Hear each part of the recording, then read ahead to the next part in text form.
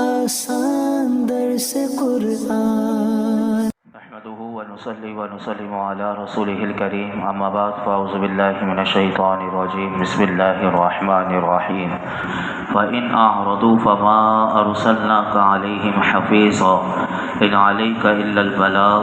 وإنا إذا أذقنا الإنسان منا رحمة فرح بها وإن تصبهم سيئة بما قدمت أيديهم فإن الإنسان كفور. تو اگر وہ منہ پھیریں تو ہم نے تمہیں ان پر نگہبان بنا کر نہیں بھیجا، تم پر صرف تبلیغ کی ذمہ داری ہے. اور جب ہم آدمی کو اپنی طرف سے کسی رحمت کا مزہ دیتے ہیں تو وہ اس پر خوش ہو جاتا ہے، اور اگر انہیں ان کے ہاتھوں کے آگے بھیجے ہوئے اعمال کی وجہ سے کوئی برائی پہنچے تو انسان بڑا ناشکرا ہے. اس آیت کریمہ میں سب سے پہلی بات اللہ تعالیٰ نے ارشاد فرمائی تو اگر وہ منہ پھیریں. اس آیت میں اللہ تعالیٰ نے اپنے حبیب علیہ الصلوۃ والسلام کو تسلی دیتے ہوئے فرمایا، اے پیارے حبیب صلی اللہ تعالیٰ علیہ وسلم، آپ کے دین اسلام کی دعوت دینے کے باوجود اگر مشرکین ایمان لانے اور آپ کی اطاعت کرنے سے منہ پھیر رہے ہیں تو آپ ان مشرکین کو ان کے حال پر چھوڑ دیں، کیونکہ ہم نے آپ کو ان پر نگہبان بنا کر نہیں بھیجا کہ آپ پر ان کے اعمال کی حفاظت لازم ہو. آپ پر صرف رسالت کی تبلیغ کی ذمہ داری ہے، محبوب وہ آپ نے ادا کر دی. دوسری بات جو اس آیت کریمہ میں بیان کی وہ اس کا خلاصہ یہ ہے کہ فرمایا کہ جب ہم آدمی کو اپنی طرف سے کسی رحمت کا مزہ دیتے ہیں، وہ کس طرح مزہ دیتے ہیں؟ وہ دولت کی صورت میں، وہ دولت و ثروت، صحت و عافیت، امن و سلامتی، مقام و مرتبہ، یہی چیزیں دنیا میں ہیں جو اس کو رحمت ہیں، یہ بھی اللہ کی رحمت ہے. فرمایا کہ ان چیزوں سے اگر ہم کسی رحمت کا مزہ دیتے ہیں تو وہ اس پر خوشی میں اترانے اور فخر کرنے لگ جاتا ہے. اور اگر ایسی انسان کی نافرمانیوں اور اس کے معصیتوں کی وجہ سے اگر اسے کوئی برائی پہنچے یا کوئی اور مصیبت اور بلا جیسے قحط ہے، بیماری ہے، تندرستی ہے، فرمایا کہ اگر یہ اس پر آ جائے تو انسان بڑا ناشکرا ہو جاتا ہے اور ان مصیبتوں کو دیکھ کر وہ نعمتوں کو بھول جاتا ہے. تو ہمیں بھی دیکھنا چاہیے کہ ہمارے اوپر اگر مصیبت آئی تو کیا ہم نعمت کو بھول گئے؟ جو اتنی اللہ نے نعمتیں دیں، اگر تھوڑی تکلیف آ گئی تو انسان کو سوچنا چاہیے کہ ہر حال میں وہ اللہ کا شکر ادا کرے. نعمت ملے تو خوشی میں اترانے اور فخر کرنے نہ لگ جائے، بلکہ یہ اللہ کی وہ نعمت پر شکر کرے کہ جو اس نے مجھے دی ہے، تو بلکہ اس پر اس کا شکر بڑھ جانا چاہیے، نہ کہ وہ نافرمانی اور معصیتوں میں چلا جائے. اور یہ نافرمانی اور معصیتوں کی وجہ سے کوئی اگر برائی بھی پہنچتی ہے، آزمائش بھی آتی ہے، تو وہ بھی انسان کو جھنجھوڑنے کے لیے آتی ہے. اے انسان اپنے رب کی طرف متوجہ ہو جا، نہ کہ تو نعمت کو بھی بھول جائے اور ناشکرا بن جائے. ایسا انسان نہیں بننا چاہیے. اللہ ہمیں محفوظ فرمائے. آگے ارشاد فرمایا، للہ ملک السماوات والارض یخلق ما یشاء یہب لمن یشاء اناثا ویہب لمن یشاء الذکور او یزوجہم ذکرانا واناثا ویجعل من یشاء عقیما انہ علیم قدیر. آسمانوں اور زمین کی سلطنت اللہ ہی کے لیے ہے. وہ جو چاہے پیدا کرے، جسے چاہے بیٹیاں عطا فرمائے اور جسے چاہے بیٹے دے، یا انہیں بیٹے اور بیٹیاں دونوں ملا کر دے اور جسے چاہے بانجھ کر دے. بے شک وہ علم والا اور قدرت والا ہے. سب سے پہلی بات جو اس آیت کریمہ میں ارشاد فرمائی وہ یہ فرمائی کہ آسمانوں و زمینوں کا حقیقی مالک اللہ رب العالمین ہے. وہ اس میں جیسا چاہتا ہے تصرف فرماتا ہے. اس میں کسی کو کوئی دخل دینے اور اعتراض کرنے کی کسی کی مجال نہیں. امام فخر الدین رازی رحمۃ اللہ علیہ اس آیت کی تفسیر کرتے ہوئے بڑی خوبصورت بات لکھتے ہیں، سنیے بڑی غور سے، کہ ہماری ملکیت میں جو چیزیں ہیں اس پر کبھی غرور نہیں کرنا چاہیے. آپ کیا فرماتے ہیں؟ امام فخر الدین رازی رحمۃ اللہ علیہ فرماتے ہیں کہ یہ بیان جو اللہ نے پیچھے پوری آیت کا بھی آپ نے ترجمہ سنا 2 آیات کا، فرماتے ہیں یہ بیان فرمانے سے مقصود یہ ہے کہ کوئی انسان اپنی ملکیت میں جو موجود مال ہو، عزت ہو، شہرت ہو، ان کی وجہ سے کبھی بھی مغرور نہ ہو، غرور نہ کرے، کیونکہ جب اسے اس بات کا یقین ہوگا کہ ہر چیز کا مالک اللہ ہی ہے اور اسی کے ہاتھ میں جو کچھ ہے سب اسی کے ہاتھ میں ہے،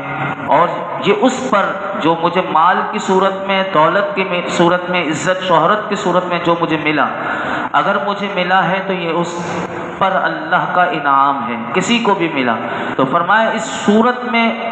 وہ مزید اللہ کی عبادت اور فرما برداری کی طرف مائل ہوگا، اور جب اس کا اعتقاد اور یہ یقین ہوگا کہ اس کے پاس جو نعمتیں ہیں اس کی عقل مندی اور اس کی کوشش کی وجہ سے حاصل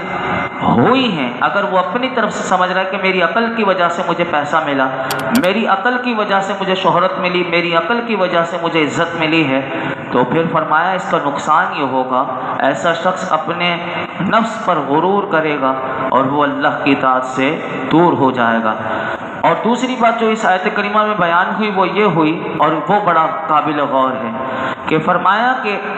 جب تم نے یہ سن لیا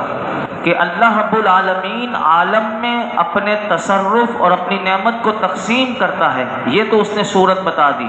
اب فرمایا سنو کہ وہ جسے چاہے صرف بیٹیاں تھے، جسے چاہے بیٹے تھے، کسی کو بیٹا دے تو بیٹیاں دے تو بیٹا نہ دے، اور جسے چاہے صرف بیٹے دے تو بیٹیاں نہ دے، اور جسے چاہے بیٹے اور بیٹیاں دونوں ملا کر دے، اور جسے چاہے بانچ کر دے۔ یہ چار صورتیں بنتی ہیں، یہ چاروں صورتیں فرمایا کہ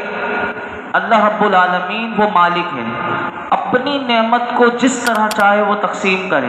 اور جسے جو چاہے دے۔ آپ اگر انبیاء علیہم السلام میں بھی دیکھیں تو انبیاء علیہم السلام میں بھی کئی صورتیں پائی جاتی ہیں، جیسے کہ حضرت لوط علیہ السلام کو دیکھیں اور حضرت شعیب علیہ السلام، تو ان کے ہاں صرف بیٹیاں تھیں، اللہ نے انہیں بیٹے نہیں دی۔ اسی طرح اگر آپ دیکھیں حضرت ابراہیم علیہ السلام تو اللہ نے انہیں بیٹے دیے، کوئی بیٹی نہیں تھی۔ اسی طرح میرے آقا علیہ السلام جو انبیاء کے سردار ہیں، محمد مصطفیٰ صلی اللہ علیہ وسلم کو اللہ نے 4 یا 3 فرزند عطا فرمائے اور 4 صاحبزادیاں عطا فرمائیں، تو میرے آقا علیہ السلام۔ اب یہ جو بیان کرنے کا مقصد یہ ہے، علماء کہتے ہیں ان آیات سے یہ معلوم ہوا کہ کسی کے ہاں صرف بیٹے پیدا کرنے، کسی کے ہاں صرف بیٹیاں پیدا کرنے، اور کسی کے ہاں بیٹے بیٹیاں دونوں پیدا کرنے کا اختیار اور قدرت صرف اللہ رب العالمین کے پاس ہے۔ وہ جاہل شخص ہے کہ جو عورت کے لیے سمجھتا ہے کہ عورت کے بس میں ہے، تو وہ سن لیں اس قرآن کی آیت سے کہ اس کے لیے پیغام ہے کہ کسی عورت کے بس میں یہ نہیں کہ وہ اپنے ہاں بیٹا اور بیٹی جو چاہے پیدا کرے۔ تو جب یہ بات روشن دن سے بھی زیادہ اگر واضح ہے تو بیٹی پیدا ہونے پر عورت کو ستم مشق بنانا، اسے طرح طرح کی اذیت دینا، بات بات پر تانوں کے نشتر چبونا، آئے دن اس عورت کو ذلیل کرتے رہنا، صرف بیٹیاں پیدا کرنے کی وجہ سے اپنی بیوی کو منحوس سمجھنا، اسے طلاق دے دینا،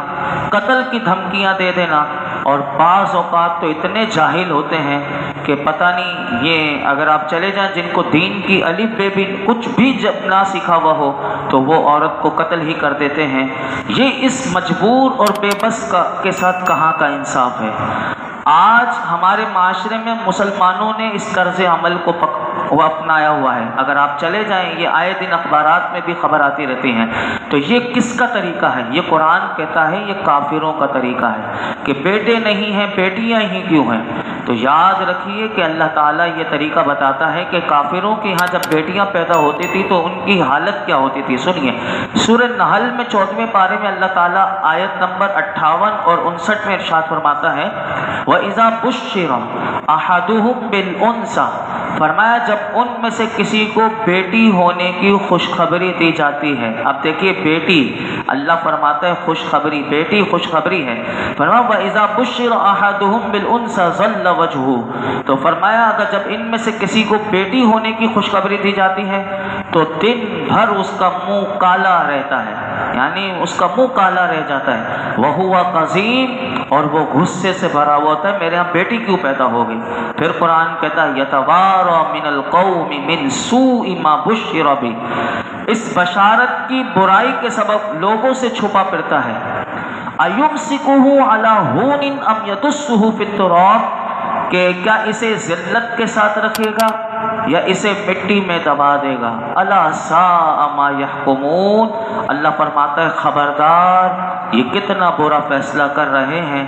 افسوس اس بات پر کہ اسلام نے جس عورت کو جس آگ سے نکالا تھا،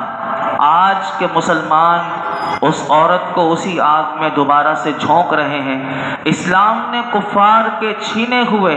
جو عورت کا حق تھا وہ عورت کو واپس دلوایا تھا، آج کا مسلمان وہی حق کافروں کی طرح چھیننے میں لگا ہوا ہے۔ اسلام نے عورت کو ذلت اور رسوائی کی چکی سے نکال کر معاشرے میں ایک عزت دیا تھا، ورنہ اسلام سے پہلے عورت ایک جھوٹی کی معنی اس کو سمجھا جاتا تھا، یعنی عورت کی کوئی حیثیت نہیں تھی۔ اسلام نے اسے ماں کی صورت میں کتنی عظمت دی، اسلام نے اسے بیٹی کی صورت میں، بیوی کی صورت میں، بہن کی صورت میں، یہ چاروں رشتے اسلام نے الگ الگ، میرے آقا کی حدیث مبارکہ ملتی ہیں کہ اسلام نے عورت کو کیا مقام عطا کیا۔ آج کے مسلمان دوبارہ سے اسے اسی چکی میں پیسنے کے لیے ڈھکیل رہے ہیں۔ شاید انہی بدعملیوں کا نتیجہ ہے کہ آج اسلام کے جو دشمن ہیں وہ عورت کے حقوق کی آڑ میں مسلمانوں کے اسی کردار کو دنیا کے سامنے پیش کر رہے ہیں، اور دین اسلام جیسے امن والے مذہب کو دہشت گرد مذہب ثابت کرنے کے لیے آج وہ تلے میں ہیں، اور عورت کے حقوق کے لیے بڑی آج وہ کوششیں، اسلام دشمن ہیں لیکن عورت کو معاشرے میں دوبارہ سے کہ ہم ان کے حقوق کے لیے کام کر رہے ہیں، اور حالانکہ وہ پس پردہ ان کا کوئی اور مقصد ہے۔ اللہ مسلمانوں کو ہدایت عطا فرمائے۔ آگے ارشاد فرمایا ما کان لبشر ان یکلمہ اللہ الا وحیا او من وراء حجاب او یرسل رسولا فیوحی باذنہ ما یشاء انہ علی حکیم، اور کسی آدمی کے لیے ممکن نہیں کہ اللہ اس سے کلام فرمائے مگر وحی کے طور پر، یا یوں کہ وہ آدمی عظمت کے پردے پیچھے ہو، عظمت کے پردے کے پیچھے ہو، یا یہ کہ اللہ کوئی فرشتہ بھیجے تو وہ فرشتہ اس کے حکم سے وحی پہنچائے جو اللہ چاہے۔ بے شک وہی بلندی والا، بے شک وہ بلندی والا حکمت والا ہے۔ اس سے پہلی آیات میں ابھی آپ نے سماعت کیا کہ اللہ نے اپنی قدرت اور علم و حکمت کے کمال کو اس بیان فرمایا۔ اب یہاں سے اللہ رب العالمین نے انبیاء علیہ السلام کو وحی کرنے اور ان کے کلام کرنے کی صورتیں بیان کی۔ آیت کا خلاصہ مختصر یہ ہے کہ دنیا میں کسی آدمی کے لیے ممکن نہیں کہ اللہ اس سے کلام فرمائے، اللہ اس سے کلام فرمائے، یہ دنیا میں کسی آدمی کے لیے ممکن نہیں۔ البتہ قرآن نے خود بتا دیا اللہ نے کہ 3 صورتیں ہیں کہ جس میں فرد بشر سے کلام ممکن ہے۔ وہ کون سی صورتیں ہیں وہ سن لیجئے۔ نمبر 1، قرآن نے کہا وحی کے طور پر، یعنی اللہ تعالیٰ کسی واسطے کے بغیر اس کے دل میں القاء فرما دے اور بیداری میں یا خواب میں یا الہام کر کے اس سے کلام فرمائے۔ اس صورت میں وحی کا جو پہنچنا ہے علماء کہتے ہیں فرشتے اور سماعت کے واسطے کے بغیر ہے، یعنی کوئی فرشتہ اس کو نہیں لے کے آ رہا اور کوئی سماعت بھی نہیں، بس اللہ نے دل میں ڈال دیا یا خواب میں یا بیداری میں کسی بھی طرح اللہ نے وہ وحی پہنچا دی۔ اور یہ آیت میں اس کا ثبوت ہے کہ اللہ وحیًا سے یہی مراد ہے۔ اور یہاں پر یہ بات بھی یاد رکھیے کہ اس میں یہ قید بھی نہیں کہ اس حال میں جس کی طرف اس کی وحی فرمائی گئی کہ وہ کلام فرمانے والے کو دیکھتا ہو یا نہ دیکھتا ہو۔ ایک بات امام مجاہد رحمۃ اللہ علیہ سے منقول ہے کہ فرماتے ہیں اللہ تعالیٰ نے حضرت داؤد علیہ السلام کے سینہ مبارک میں زبور کی وحی فرمائی، یعنی یہ وحی کی ایک صورت یہ ہے کہ زبور پوری آپ کے سینے میں اللہ نے وحی فرمائی۔ اور حضرت ابراہیم علیہ السلام کا جو واقعہ آپ ہر سال سنتے ہیں کہ ان کے فرزند کو ذبح کرنے کا جو وحی تھی اللہ نے خواب کے ذریعے آپ کو ارشاد فرمایا، یہ بھی وحی تھی۔ اور نبیوں کا جو خواب ہوتا ہے وہ بھی وہی ہوتا ہے۔ اسی طرح نبی کریم صلی اللہ علیہ وسلم سے اللہ نے معراج کی رات کلام فرمایا، اور کیسے کلام فرمایا اس کو قرآن کہتا ہے فَأَوْحَى إِلَىٰ عَبْدِهِ مَا أَوْحَىٰ، وحی فرمائی اللہ نے اپنے بندہ خاص کی طرف جو اس نے وحی فرمائی۔ اب کیا وحی تھی، کیا راز تھا، بس اس کو اتنا بتا دیا کہ اللہ نے وحی فرمائی۔ تو ایک صورت یہ ہو گئی۔ دوسری صورت وہ آدمی عظمت کے پردے کے پیچھے ہو، یہ دوسری صورت بیان کی، یعنی رسول پس پردہ اللہ تعالیٰ کے کلام سنے، وحی کے اس طریقے میں کوئی واسطہ نہیں، لیکن سننے والے کو اس حال میں کلام فرمانے والے کا دیدار نہیں ہوتا۔ جیسے حضرت موسیٰ علیہ السلام کہ آپ اللہ کا کلام سنتے تھے لیکن آپ اللہ کا دیدار نہیں کرا، اور یہ وحی کی دوسری صورت ہے جو قرآن نے بیان کیا۔ تیسرا یہاں پر اس جو میں نے یہ آپ کے سامنے کہا کہ وہ آدمی عظمت کے پردے کے پیچھے ہو، اس آیت کا جو شان نزول ہے وہ بھی میں آپ کے سامنے رکھ دوں کہ یہودیوں نے نبی کریم صلی اللہ علیہ وسلم سے کہا تھا اگر آپ نبی ہیں۔ اب دیکھیں یہ یہودی کتنے بڑے جھوٹے ہیں، یعنی یہ کتنی باتوں میں رد و بدل کرتے ہیں، یہ کتنے بڑے اسلام کے دشمن ہیں، اور یہ حضور کے سامنے بھی جھوٹ بولتے تھے۔ تو اس آیت کا اس شان نزول یہ ہے کہ یہ نبی پاک صلی اللہ علیہ وسلم کے پاس آئے اور یہ کہنے لگے کہ اگر آپ نبی ہیں تو اللہ سے کلام کرتے وقت اس کو کیوں نہیں دیکھتے جیسے کہ حضرت موسیٰ علیہ السلام دیکھتے تھے۔ تو نبی کریم صلی اللہ علیہ وسلم نے یہودیوں کو جواب نہیں دیا، اللہ نے یہی آیت نازل کی اور فرمایا کہ حضرت موسیٰ علیہ السلام اللہ کا دیدار نہیں کرتے تھے بلکہ کلام سنتے تھے۔ تو پس رسول وہ آدمی عظمت کے پردے کے پیچھے ہو، اس پر اللہ نے یہ آیت کریمہ بھی نازل رکھی۔ اور یہاں پر ایک اور بات بھی، یہ مسئلہ بھی ذہن میں رکھیں کہ اللہ تعالیٰ اس سے پاک ہے کہ اس کے لیے کوئی پردہ ہو۔ اب کوئی یہ نہ سمجھے کہ جیسے ہمارے یہاں پردے لٹکائے جاتے ہیں تو اللہ کے لیے بھی کوئی ایسا پردہ ہوگا، اللہ کے نبی اس طرح پردے میں پیچھے اللہ۔ تو یاد رکھیے کہ جسم اللہ رب العالمین جسم اور جسمانیات سے پاک ہے، اور آیت میں جو پردے کا ذکر ہے تو اس پردے سے مراد یہ ہے کہ دنیا میں دیدار نہ کرنا، یہ پردے سے مراد یہ ہے کہ اللہ کا دیدار نہ کرنا، یہ مراد ہے۔ اور تیسری صورت یہ ہے کہ اللہ نے فرمایا اللہ تعالیٰ کوئی فرشتہ بھیجے تو وہ فرشتہ اللہ کے حکم سے وحی پہنچائے جو اللہ چاہے، اور وحی کے اس طریقے میں رسول کی طرف وحی پہنچنے میں فرشتہ واسطہ ہوتا ہے، جیسے جبریل امین بار بار قرآن لے کر آتے تھے اور اسی طرح سب نبیوں کے پاس جبریل امین آتے رہے۔ اور آخری بات جو اس آیت کریمہ میں اللہ نے بیان فرمائی وہ یہ فرمائی کہ انہ علی حکیم، بے شک وہ بلندی والا حکمت والا ہے، بے شک اللہ تعالی مخلوق کی صفات سے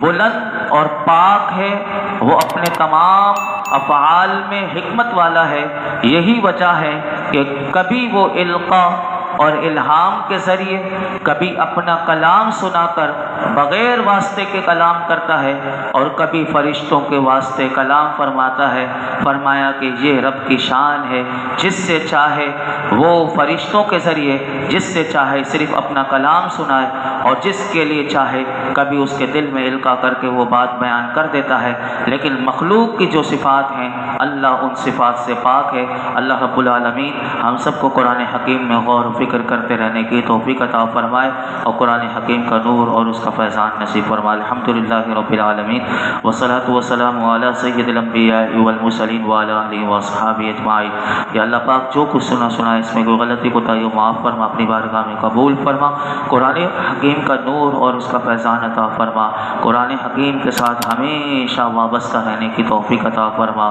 یا رب العالمین۔ قرآن حکیم پڑھتے پڑھانے اور مولائی کریم سیکھنے سکھانے سمجھنے سمجھانے کی توفیق عطا فرما، اخلاص اخلاص اخلاص یقین کے نور سے مالا مال فرما دے یا اللہ۔ صالحین نے تیرے نیک بندوں نے جیسے قرآن سیکھا سکھایا سمجھا سمجھایا یا اللہ، ان کے سمجھنے سمجھانے ان کے سیکھنے سکھانے کا صدقہ اللہ ہمارے لیے سیکھنا سکھانا سمجھنا سمجھانا آسان کر دے، عمل کرنا آسان کر دے یا اللہ۔ تو ہم سے ہمیشہ کے لیے راضی ہو جا یا اللہ۔ قرآن پاک کی برکت سے، درس قرآن کی برکت سے، یا اللہ درود پاک کی برکت سے، اپنے محبوب کے صدقے میں یا اللہ یہ جتنے حاضرین موجود ہیں، ہم سب نے آج تک جتنی دعائیں مانگی ہیں، آئندہ مانگیں گے، یا اللہ ہماری تمام دعاؤں کو